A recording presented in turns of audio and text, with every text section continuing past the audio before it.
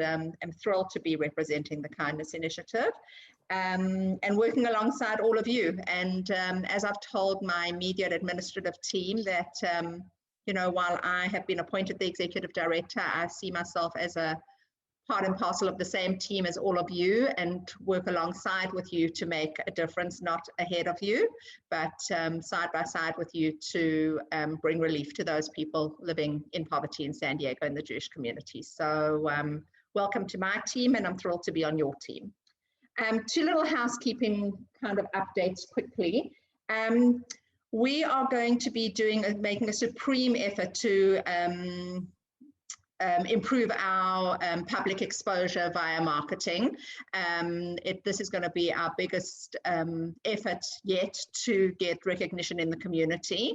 And one of the ways that we are appealing to our volunteers to help is if that you all would very much go onto our website, our Facebook page and Instagram posts, and like them, number one, and follow us, number two. And number three, if you could share with your community the website, and maybe even just put it out there, you know, that you're volunteering for this amazing organization, and you know, kind of just make them aware of what you're doing and making them aware of the organization. So that's the first one. And then a little bit of a technical one that I know that some of, well, all of us, because I'm included in this, tend not to be doing at times on Slack, is to be putting the @ symbol in any message that we are putting onto Slack, because in the beginning, Slack was relatively slow and there weren't as many messages, and it was very easy to kind of monitor who was asking for what and what was being posted. But the traffic now on Slack is becoming rather congested, which is a good thing because it means we're helping a lot of people and there's a lot of communication going on. But sometimes some of the messages are getting a little bit lost in the system or hanging in there for a couple of days without an immediate response. So the best way to get a response from Simone or I, and then we will delegate it out if it needs to either go to Dana or to Bev Murray if it's a mentoring business kind of thing, or the appropriate people, is to just bring it to Simone's attention and my attention. Every message that you write, just put @ Simone, @ Bev P, and then we will delegate it out or respond accordingly. So I hope that's helpful. And as I say, I also sometimes put things in there and then just wonder if it's just gone into the, you know, ether atmosphere and nobody's seen it. And then like a day or two later, I get a response. So the @ sign is very helpful. So thanks. With that, Dr. Mantell, let's bring you into this conversation, and thank you for giving me the time to do the little bit of housekeeping and take it away for us this month. Okay, let's take it away. It is truly a genuine honor for me to be in this position with the Kindness Initiative and with the caliber of people whose hearts and minds and spirits are so invested passionately and truly and authentically in helping our community. And no doubt, Bev, under your guidance and your wisdom, and with Simone and everyone else, this already is a success. Now, last month, we used this as a time for us to talk about some of our own personal thoughts and feelings and look at how our emotions help us or may impact us not to be as helpful, perhaps, and what we can do to get rid of those emotions. May, coincidentally, is Mental Health Awareness Month. I want to make sure I'm saying that right. Mental Health Awareness Month. It's a month that we spend in the mental health field devoted to raising awareness and education about mental health. Now, mental health isn't just about diagnosable disorders of, you know, depression or anxiety or schizophrenia or bipolar disorder or whatever it may be. It's about our own awareness of our emotions, our thoughts, our personal relationships, the way we think about events in this world. And I was thinking that as a theme for our discussion, although it could be whatever you all want to talk about, that one theme that may guide us is self-compassion. because if we don't take care of ourselves, it's very difficult. As you know, when you're flying with a child and the flight attendant says, if there's any turbulence, be sure you put the mask on yourself first before you put it on a child. If we don't take care of ourselves, we are not in the best position to take care of those who come and put their trust in all of you.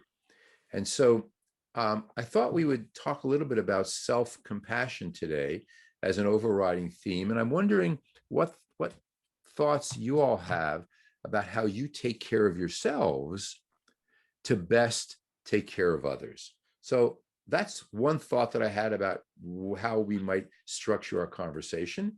But obviously, if there's something else that's important, let's be compassionate and address that as well. I toss it out to you. Who would like to jump in? One of the things I did to take care of myself, and actually every other member of my family, is we got a puppy. And it's, I mean, I'm a dog lover and have been since I was born, and I've had dogs since I was born. So I knew how wonderful it was and how relieving it was just to have this little thing running around and showing affection and so cuddly. But it's interesting to see the other members of my family and how they're working upstairs, working remotely, and would come down for mental health breaks just to play with the puppy and just to get a cuddle. And it really seems to make a difference. And just as an aside, that's what we decided to do to relieve stress. So I think, Bev, what Michelle is saying is that the Kindness Initiative needs to supply everyone with a puppy. We'll call I'm on it. Simone, please. Simone says, no way. I don't want one. Everyone else can have one. Okay, you can just order it for those that want. You can place your order with Simone. She'll try and get you the best color and shape that you want. But to Michelle's point, I think, Dr. Mantell, and what I've been trying to do, and especially certainly in my new position, where it's more full time than it was before, is definitely making self-time, because I think all too often I certainly am at fault of it. I just get immersed in what I'm doing and I forget that it's lunchtime, or it's it's time to go and take a walk outside, and by the time I turn around, it's the end of the day and very little else has been accomplished. And while we are we know we lead busy lives and we're committed to what we do in whatever capacity, whether it would be Kindness Initiative or our work or whatever, we, being the kind of people that we are and the group that we've connected to, I think forget that it's so important that we need to take time. The other day I needed to call a member back, and they'd called twice in the morning, and I picked up the phone and it was about 1:45, and I put the phone down and I said to myself, no, go and make yourself some lunch, sit down and eat it, and then take care of the member. And I had to make a very conscientious effort to do it. It wasn't just a natural thing. Okay, so I'm finding that I have to really carve out pieces of time during the day that I don't overcommit myself to, and not only to kindness, but to any position where I've made a commitment to. But it's a very conscious thing that I have to do. It doesn't just happen subconsciously. Bev, I'm with you on that. I totally understand. I'm lost in the event, yeah. Totally understand. I can relate with that. I mean, there are circumstances where, I'm a workaholic. I go, I do. And especially with a lot of things going on my plate with the wedding and planning, it's just around the corner. So there's a lot going on. And then sometimes I bring all of that to my plate, my food plate, that is, I'm like eating and my computer's there and I'm going, but sometimes it is a conscious thing, Bev, where I have to say no, close the laptop, and I have to actively walk myself through it, put the things aside and just enjoy this. Count 25 minutes. Don't need to make it 30. And just enjoy this lunch, relax for a second before you hop back into it. So it's crucial, because you end up coming back with a fresher mind, better ideas. Just having a clear mind is absolutely important. So mental health is very rich and important. I also think nurturing yourself with things you like to do, whether it's going for a walk or a yoga class or whatever that is, you come out and you feel like you've filled yourself up with something that you enjoy. And then you feel like you can give back and start, working again and doing stuff. So, I realized So- that when I was working at the hospital, there's a mandatory timeout. There's a mandatory break in the morning. There's a mandatory lunch hour. There's a mandatory break in the afternoon. And if you're too busy to take that break, you actually have to write down. There has to be a list of people whose names are on the list of why they did not get that break. And I found when we're working from home, taking care of everybody else, we don't do that for ourselves. We don't force ourselves to take that mental and physical break. We just keep going and then wonder why we're so exhausted at the end of the day. Yeah, if you're overloaded and you're out of balance, it's near impossible to help others find their balance. We want to be authentic. And if we recommend something to somebody, we want to be sure that we're doing it the same thing. So taking breaks, getting quality sleep, eating healthy, moving, all that is very, very important. One of the things that I heard last time was a self-criticism, a guilt for not getting back to somebody or wanting to hang up or not having the time, but being critical for what you could have done perhaps more of, or I couldn't help this person. I couldn't get this person to stop or to start. What about that? How are people doing in terms of self-criticism? Are you treating yourself worse than you might treat a friend or someone in need? Well, I found that what I'm coming to realize in what we are doing is so much of what we feel we personally can't accomplish or aren't managing to succeed in is really not a reflection on the behavior that we're implementing. I'm finding that the few members that I'm working with, a lot of what I'm working on and what they're not actually being successful in or feeling like they've moved forward is because of their response or lack thereof to some of what we're doing. And I think that we just have to be patient. I think in time it will come, but I'm trying very hard not to use it as a personal reflection of something I'm doing wrong. Because, and I might, there might be errors that I make along the way because, not even I'm perfect. I've come to accept that as well a long time ago. But I just think that sometimes we are, as caregivers, we're very hard on ourselves in thinking if the end result isn't reached of what our goal was, that, we failed the individual, we failed the organization. But I think that's such the wrong way to look at it. I think that you really have to come to, and it's not always the other individual's situation, but a lot of the time it is because, they're in their situation and are not either being receptive or responsive or are not able to be responsive to what we're suggesting or resources that we're recommending. So I'm trying really hard not to take it as a personal affront that it's a failure on my part. And I'm trying to just kind of be a little bit kinder to myself about it and more understanding of their situation. Bev, I wonder, I'm sorry, Hillary, Go just one quick question. Bev, I wonder if we can look at a failure on our part. There's something that I think I didn't think of doing, and it would have been better, not should, I don't like the shoulds, I don't like musts, I don't like oughts. It would have been better if I had done that. My grade was an F, but that doesn't mean that I am a failure. We all fail. I got Fs in math. That doesn't mean I am a failure. It means when it comes to math, I don't do so well, even to this day. I think that there's a certain level of recognizing, like you said it, we are fallible human beings. And if we can have unconditional self-acceptance, sometimes I don't do well. Sometimes I make mistakes. Sometimes I goof, but I am not a goof for acting goofily. Do you get it? Yeah.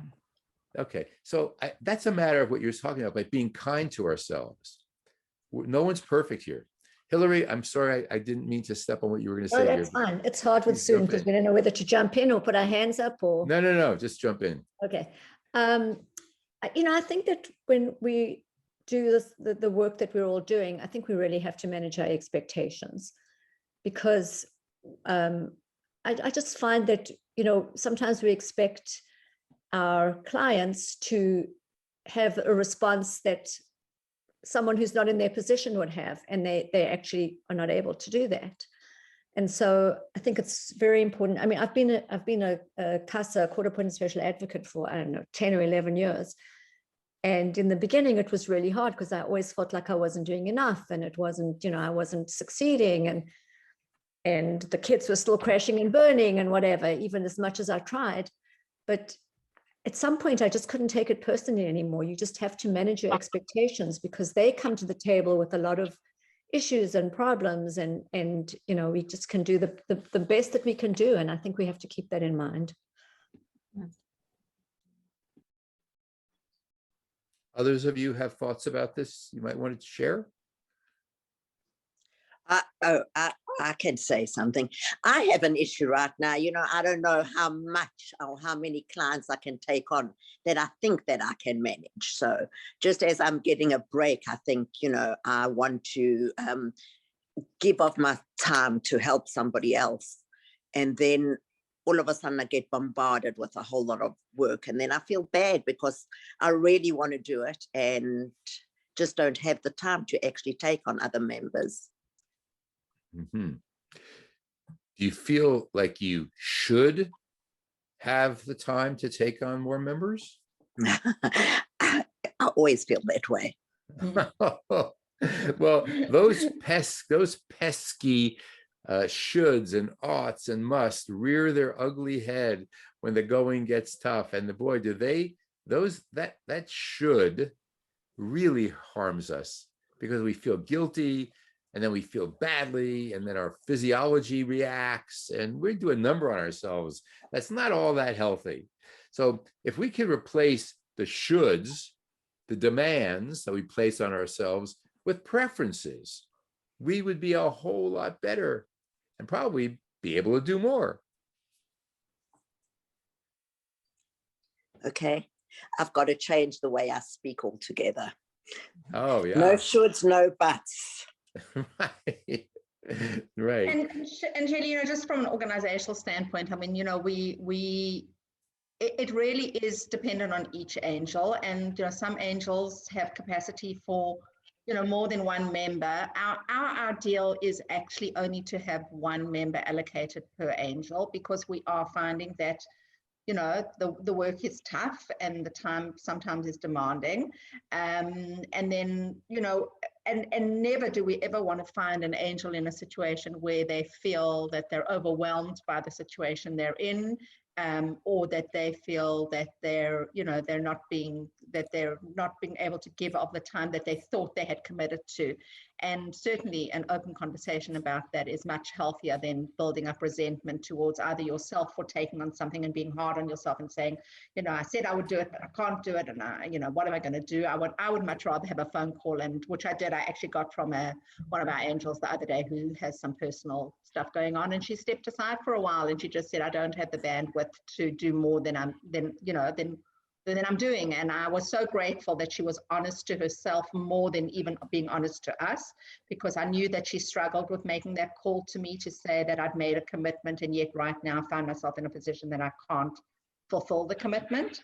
And I expressed my appreciation for her honesty, and I said it's far more helpful her doing what she's doing than being in a relationship with one of the members where she was feeling that it was an obligation, number one, because I'd never want that to happen, and that she was feeling overwhelmed. So the thought, obviously if one has the capacity and would like to take on a second member, we would facilitate that, but it's certainly not an expectation. And we are thankfully growing our volunteer base slowly, but it is happening, and we hopefully will have as many as we need of angels to volunteer ratio. So I just want to jump in, because I've been an angel for a while now, and I find that the longer I am, the better it is from my perspective. Suddenly I'm getting all of the resources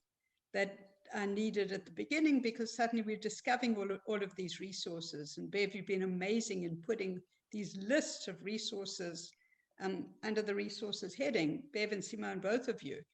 So I found that it's much easier for me now to help my member, because I now have phone numbers and names to give them to call and say, follow through with this and follow through with that. And I feel like we're actually doing something instead of stuck in the mud in the same position, not being able to move forward because I didn't know where or how to move forward. And my responsibility was to help them, but I didn't have the tools. Right now, I have the tools in that I can give them ways to call and follow up and help themselves. And the more resources we get, the easier my job as an angel becomes. So I really wanted to thank you for that. And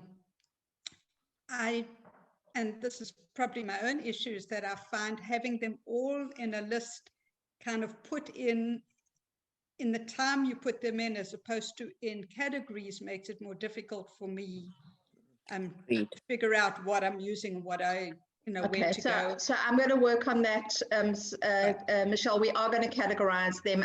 The other day I just sat and just dumped them into resources, to be honest with you, because I just felt, let me just get them there, and we will work through them and categorize them. So if you're looking for a housing resource, there'll be a housing file to address your needs, or legal, or whatever it is. So yeah, working on that one. But and this is the idea, is to provide you, and I think to Dr. Mentel, I think this ties into kind of how self-care as well, is that when we have resources to help us in any situation, it's much easier than if we feel like we're going it alone. So just by virtue of the fact, number one, I think that we meet monthly to see what other people are going through, or to experience it with them.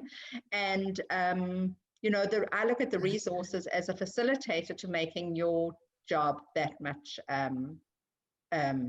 easier. And then Simone had just she posted me a message, which we were going to address at the next meeting, but I'm happy to bring it up now. At the next ambassador meeting, we're actually going to redefine the role of the ambassador, because we're finding that while they're doing a great job at what we're asking them to do, they feel like they're not really being that productive. So I won't go too much into it, but we're redefining the role of the ambassador and how that's going to be, I think, more helpful to them and to you as angels. So that's coming down the thing. But Dr. Mentel, am I right in saying, that just the example of a resource list is yet another way to support the work we do, and to kind of make us feel that we that we're taking care, that we as an organization are taking care of you, and then you and yourself are, as you say, it's becoming easier. So I don't, this whole idea that it's too much, I don't ever want you to feel that it's like that. Right. I think you're absolutely correct. And Michelle, I really appreciate you bringing this up. Every organization that I work with is focusing on compassionate leadership.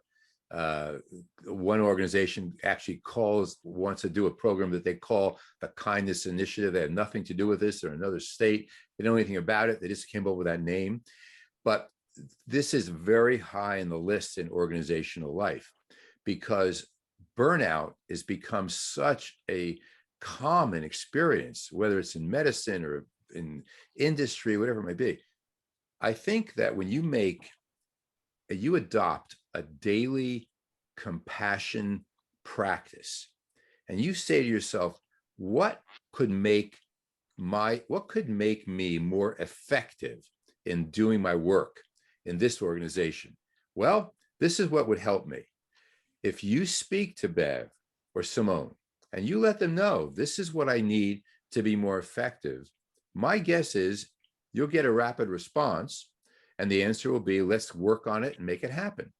So anything that you can identify that would help you be more helpful is self-compassionate, and ultimately will make this organization a much more effective one, because the clients, the people who are coming for help, will feel it.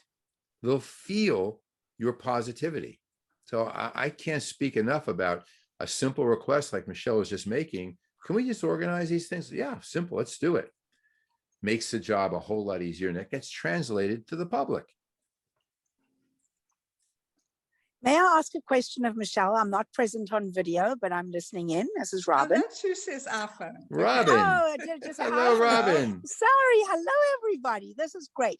I wanted to ask Michelle and everybody, what about giving us feedback as to which resources you are finding helpful? Because there are so many out there, and it will be good if you can give us feedback as to which ones you've been successful with. At this point, I do on Slack.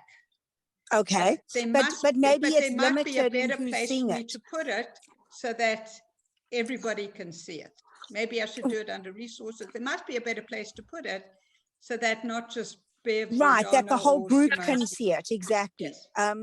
Yeah. Wait, Simone, what's the best outlet for that, would you say? What group? Let me think about that. I don't know if we should maybe start a Slack channel that's resource review or something. Let me think about that and get back to you. The Kindness Initiative Yelp. Yeah. Well, that would, part of what we actually, and we are reviewing this, is part of what we had asked of our members, if they access one of the resource recommendations that we've made, for them to, we actually have a form for them to fill in, but I've come to the understanding that that's not going to happen. I mean, just in many cases, just to get them to access the resource is hard enough for them. And then for them to then remember that they've got to report back to us on what their experience was like. So I think in a conversation with the angels, I'm going to ask of the angels to inquire, and then we will have a place for you to post that and their response. So, if you find that you're accessing, say, Catholic Charities for their legal services for one of your clients and they have a really good experience, it would be documented, but that would be feedback to us via the angel rather than the member. I think it's too cumbersome for the member to be expected after their experience or interaction with whatever agency they've connected with to then remember to document it and feed it back to us. So, once I've finalized that kind of structure and how we want it reported back, just in a casual conversation, it's not going to be a formal report that you need to fill in, but if it could just be, a report back on their experience, which would be very helpful, and very helpful for the other angels who are trying to access the same resources so that they know what to expect or not. So thank you.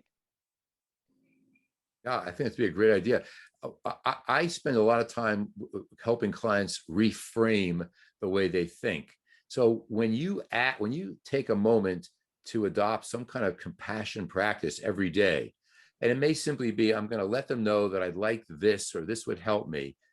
I would frame that as I'm liberating myself. I'm letting them know what is impacting me, what's holding me back. If this is taken away, I can go forward more easily. That would be great.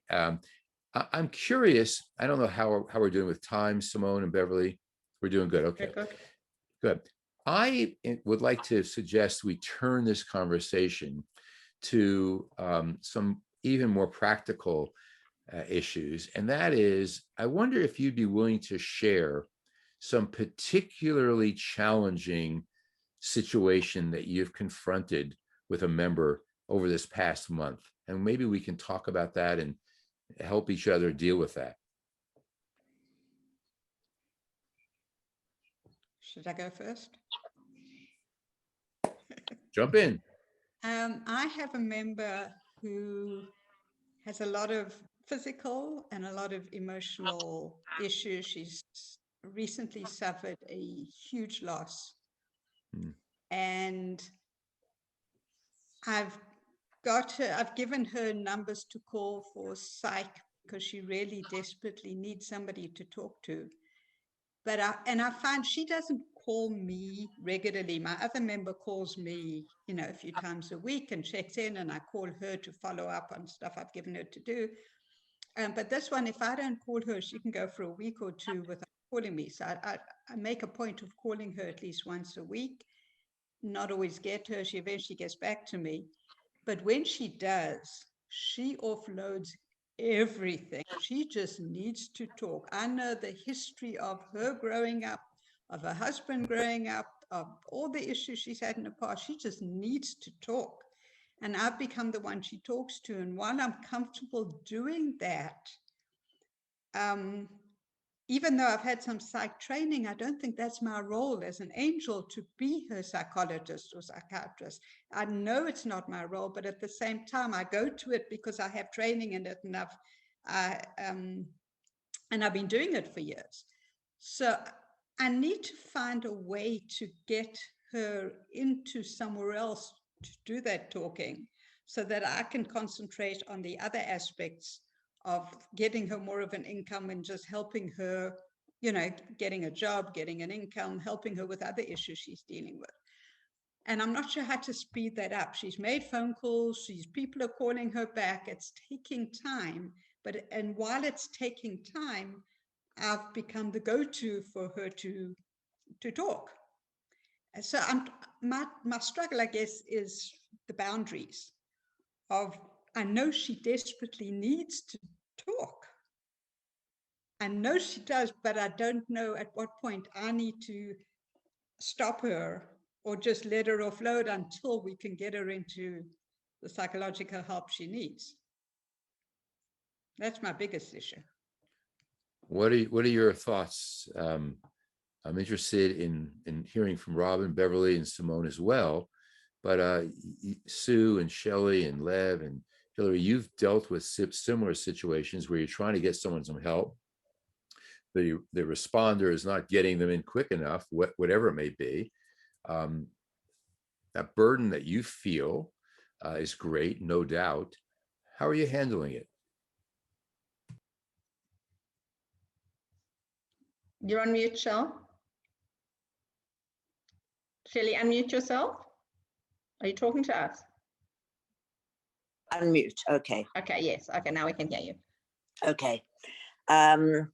What I do is I allow at least an hour, 3 times a week, for my member to just talk, because if I find that she is having somebody to talk to, it alone, it's even if I don't say anything or respond to anything, it's her hearing her own voice, talking about her own problems, is actually helping her just to have somebody listen to her, where, you know, she has nobody else. So I find just giving her an hour 3 times a week is helping her a lot while we're waiting for some mental health. Right. And that's what I've been doing, and I'm comfortable doing it, but at the same time, I'm not sure that that's what my role as an angel should be. So so I do want to define that a little bit, because I mean, I'm fine. I have the same thing. I'm working with 3 members, all who, you know, love to talk, and I can find myself on the phone for an hour at a time to each of them, and it's, you know, it's what I signed up to do in terms of to be an assistant to them, but I never signed up to be their psychologist or psychiatrist, because I don't have the qualifications. And I think that we have to be compassionate. We have to lend an ear where they need to feel the need to talk to us. But I just want us also to be very cautious in our response to them with advice. The best advice that we can give them is to let them know that we are seeking help for them through resource agencies, because the last thing that we can afford to do is to kind of be the therapist and either make a suggestion innocently in the conversation. I have no psychological background, and I am very aware of that, and I don't want anything I say to them to be taken as, you know, kind of expert advice. But on the other hand, I do also find that they're in a position where nobody else listens to them, except when I pick up the phone. They know that they can just tell me everything for an hour. So I do very much, Michelle and Shelley, what you do is I just let them talk, and I'm very, I mean, I bite my tongue because so often I think, oh, you know, maybe if I just make this suggestion, but I am very cautious as to any advice I give, other than I let them know that, you know, we're working as hard as we can to connect them to the correct resource where they will actually find answers rather than just a listening ear, because at the moment it's a listening ear and we're not really solving their problem. We're just giving that compassionate side of it to them. And so I'm finding that I struggle a bit because it, just by nature, I think I, would like to give them the advice, but it's certainly not our position to do that. Yeah, I just want to jump up and say something about that, Bev, because, I think you actually guided me and supported me with that information recently when we were dealing with one of the members. Is I kind of, being new to this, I'm not dealing with anything crazy just yet. But, one of the conversations I was having with one of the members, I was just like, I felt like I was entitled to be that direct aid for them and do it for them. And I remember talking to Bev and her specifying, like, Lev, you have to remember that we are their aid. They have to push and do things on their own too, but, we're there to support them in whatever it is they're trying to achieve. So I always have to remember to take that approach too.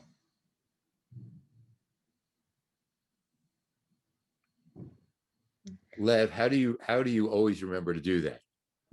What's Sorry, the tool that you're using?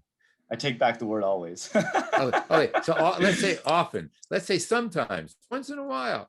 But when you do remember, what's the tool that helps you remember to do that? I don't know if it's so much of a tool, but it's more of like a conscious effort of what am I about to say, and is what I'm saying, spoon feeding them, or the intention that I will spoon feed them, or is it hey, you need to go out there and push a little harder and help achieve what you need.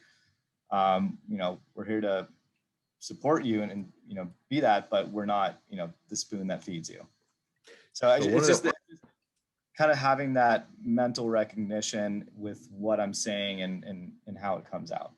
Yeah, I would frame it this way: to make a habit of checking your intention before you speak, before you get on every call. A mental checklist before you get on the call will get your mind in the right direction. You put yourself in their shoes, you with their reality in mind, you ask yourself, how can you benefit them? But then remind yourself also of what your limits are. And that may help as well. Nothing is 100% successful and everybody finds their own method, but that's one that's very common, whether it's a physician or a psychologist or a physical therapist.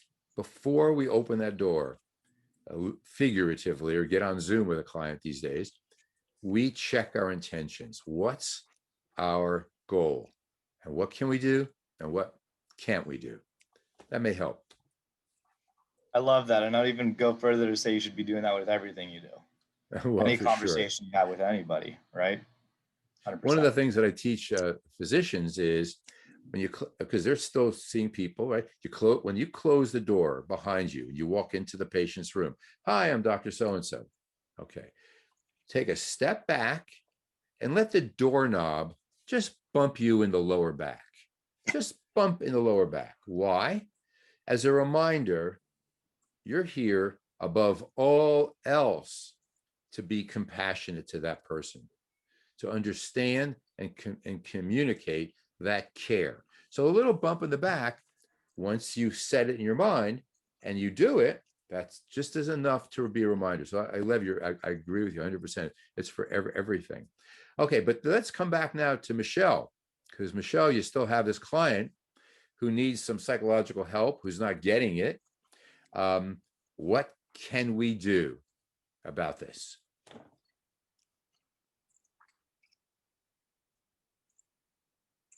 Exactly.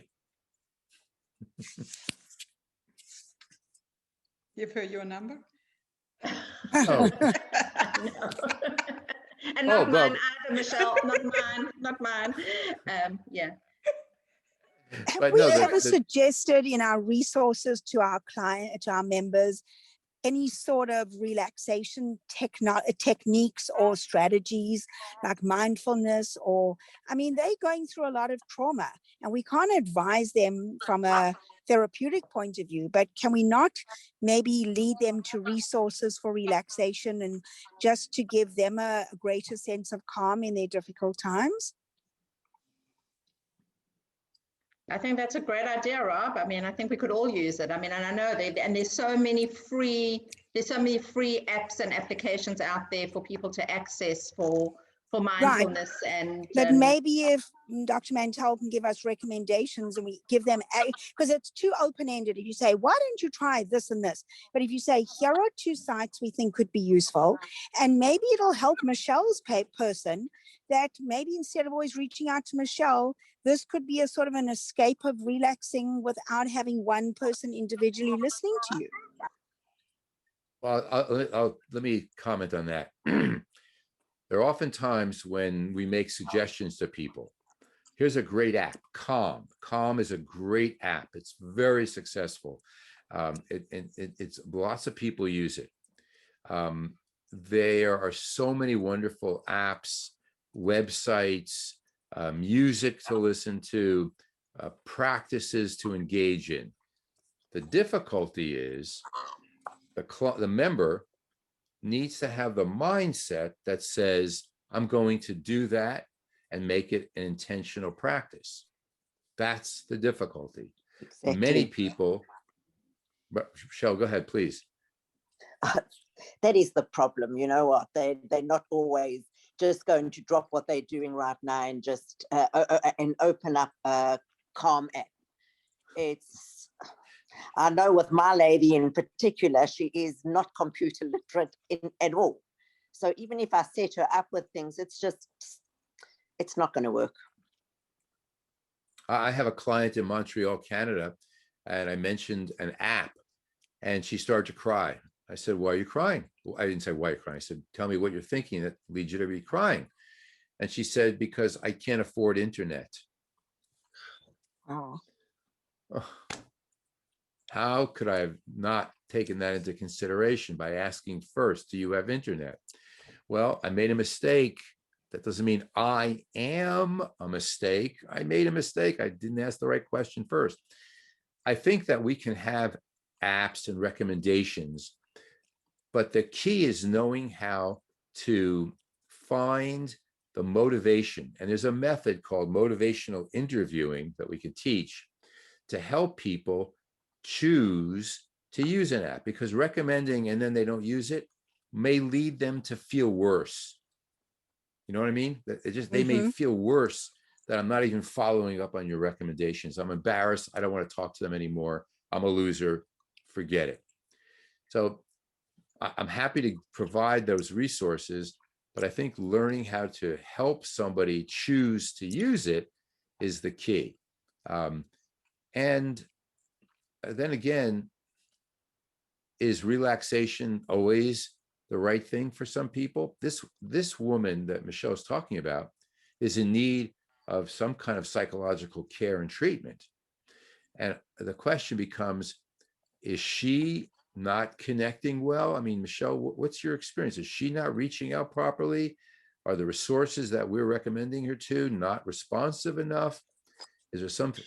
She's reaching out to somebody that she has experience with, that she spent time with. She was at Shul during the Poway shootings, and she got psychological help after that. And she's trying to get back to the same person because she has a relationship with this person. Her insurance has changed and their money issues, and she's reluctant to go to somebody she doesn't know. So there's a lot of barriers that she's creating. At the same time, finding help that her insurance covers, where they call back and they set her up with an appointment. It's all taking time. It's happening very slowly, but it's all taking time. So there are a lot of small barriers. And I guess my biggest issue is I'm struggling with the boundaries, because I am therapy trained and I've got to sit on my hands and be careful in how I help her. At the same time, she needs help. So I personally, I'm helping her get the help, but I'm personally struggling with how to set boundaries for myself in how far to go to help her, because, you know, it's tough because I have been doing therapy for a while. So it's difficult, but I'm working on it. I'm working on it slowly. I keep reminding myself when I talk to her that I'm not a therapist and I need to help her if there's a crisis, but otherwise I just need to listen. But it's a work in progress. Michelle, how can you use your therapy skills to help her along the way until she gets connected? I think I have been, because the more I talk to her, the more detail she tells me that she hasn't told other people, the more she's opening up and trying to find reasons why she's doing what she's doing, why she's thinking the way she's thinking, why she's behaving the way she's behaving. So I'm helping her kind of recognize patterns and where they come from, and giving her little tools slowly to try and change those patterns just in mindset, more than anything else. Does that recognition help you feel like you are helping her within the boundaries of what you can help her with? You're using your therapy skills. You've set up some boundaries. I feel like I'm helping her tremendously. And when I talk to her, she gives me feedback on what we discussed before and what she's doing to change, and the little things, and what she does and what she doesn't. And I feel like I'm helping her a lot. So I guess my struggle is, should I continue doing that? Because I know as angels, we're not supposed to be giving advice. But as somebody who's been trained in therapy, I find myself not necessarily giving her advice, but Right. giving her tools. Yeah. So Bev, Robin, Simone, how does that sound to you? Does it sound like Michelle is staying within her lane, using the skills and the qualities she has to help this woman until she gets help? Or does it sound like she's stepping out of her lane, doing something she shouldn't be doing? I think it is a very individual relationship thing. I mean, and if we have angels who certainly have had training in certainly the area of psychological help, I mean, I don't think they're overstepping their boundaries as what you can and can't do. I mean, we're not forbidding you to kind of rely on the resources that you have as an individual to help this person. And if that member is lucky enough to have someone who has the resources on hand right there, and can get them to the next step, that's amazing. But I think I was maybe generalizing for us that don't have any training. We shouldn't feel that we are the therapist, because we're not, and it's not an expectation of the organization in any of the interview processes or who we onboard that you have to have any kind of psychological training. So I think that your member is somewhat lucky in that she has the support and your skills to help her get to where she needs to go. I mean, I struggle a little bit with it because I don't have those skills, and that's why I have to be that much more cautious, because I mean, just obviously, from life experience, I kind of think of things that I would suggest, but they're not, there's no grounding or founding in them in any kind of training. So for me, I struggle a little bit of where my boundary is in giving advice, and that's why I tend to rely more on finding ways to help them access the resource quicker or more efficiently. And I'm not saying you're not doing that, because I know what it's taking to get people to be able to access a resource and get a response from the necessary department or whatever we're trying to access. So I think maybe my comments were like more for the general, and I just think that if any one of us have a particular skill, and maybe it's not that they need psychological help, it might just be they need some mathematical help. Well, don't call on me for that either. But what I'm saying is, if you've got a skill that can help your member, don't be afraid to apply it, as long as you don't feel that they are tapping too deep into you as a resource, and that you are working parallel to what you're doing with them. You're trying to help them access the resource, the end goal.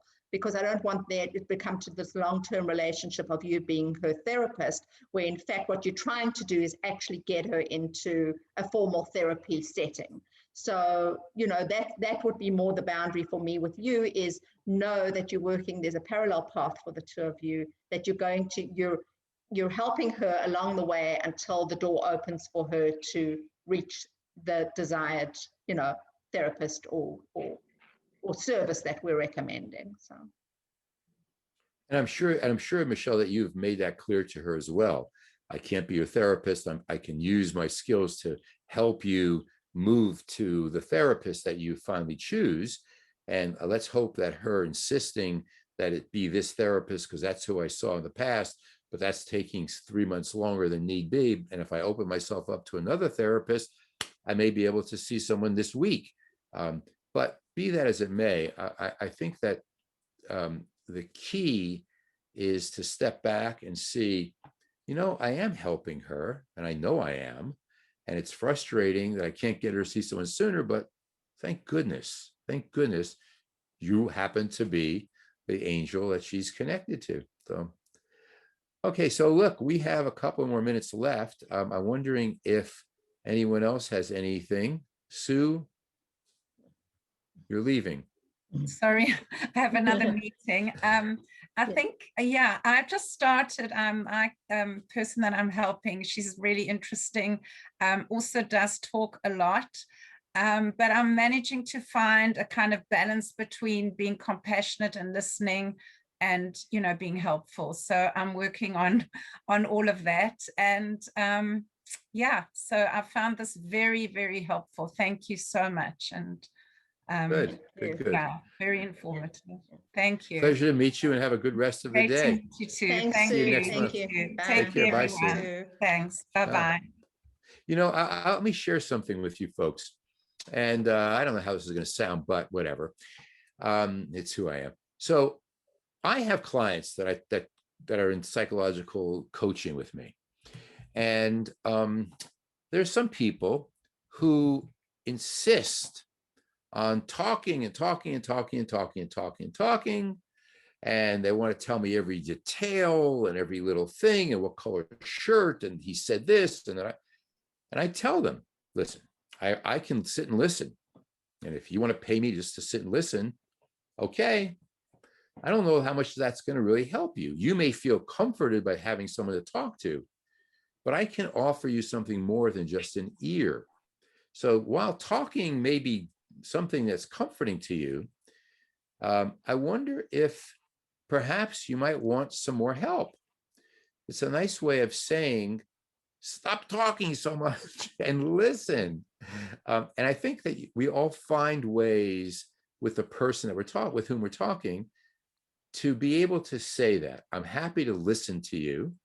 I find we all need people that we feel listen to us, and I'm happy to do that. I'd like to be able to offer you more than just an ear. However you say that to someone, that point needs to get across, because we're not just listeners, we're doers. And we don't want people to just stew, we want them to do. And just talking with you on occasion isn't enough. So advice isn't a dirty word. We have advice, we have suggestions, we have recommendations. And I think it's okay to offer them to guide people to different resources. So I think that it's important that we are, again, to come back to where we began, we're kind to ourselves about this in a nice, compassionate, empathic, respectful, dignified, kind way. We say to somebody, I'd love to listen, and we all need a friend to talk with, and I want to be that for you. I have some thoughts for you. Would you be open to hearing them? However you say it, there's lots of ways to get that across. So for what that's worth, let that sink into yourselves. Well, thank you, Dr. Mentel. As always, I mean, your advice is invaluable to us, and I feel very supported knowing that, that we at least have this once a month check-in, and along the way we have your support.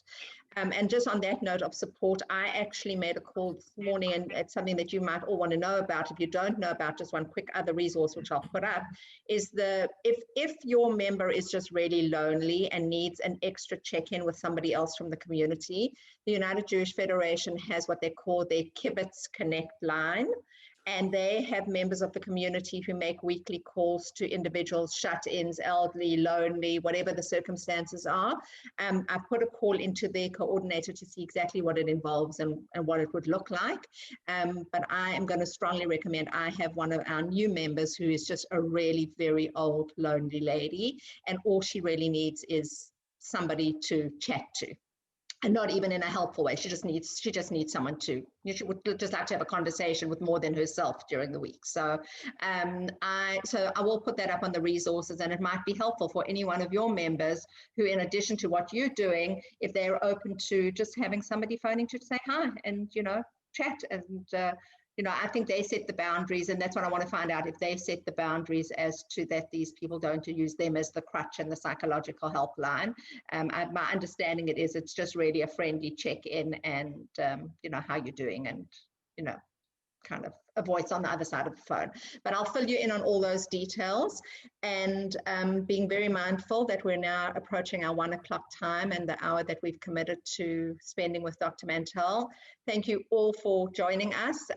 For those angels who weren't able to join us, we will make the recording available to them, and we look forward to next month's session. If in the meantime you have any topics or areas of concern or interest that you would like Dr. Mantell to address, we have this arrangement with him that we can make the suggestions. Otherwise, he always comes up with a really worthwhile conversation. But along the way, if there are things that you think of, send us a note, we'll pass it on or send it directly to Dr. Mantell, and we'll address it at next month's session. Thank you very much. A pleasure and always a privilege. Take care. Have a great, great month ahead. Thank Thank you. you. Thanks, you. everybody. Be kind to yourselves. Bye-bye. Bye. Okay, take care. Thank you.